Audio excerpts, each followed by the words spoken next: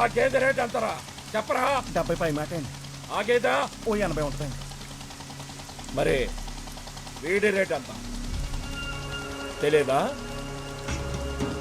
కనీసం గేద విలువ కూడా చెయ్యనే నా కొడక. అది ఎవరితో వచ్చి మాకు వ్యతిరేకంగా నిలబడితే గొప్ప గూడు అన్ని అమ్మేసి దాన్ని గెలిపించుకుంటానంటావా? ఎంత పొగర్రా నా కొడక. తిప్పి తిప్పి కొట్టి 500 మంది లేరు.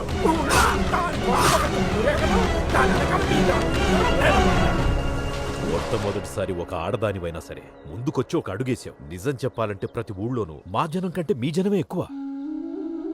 మా వాళ్ళు మీ వాళ్ళు ఏకమైతే సత్యరంగయ్య ఎవడు, ఆ నిలబెట్టినోడెవడు?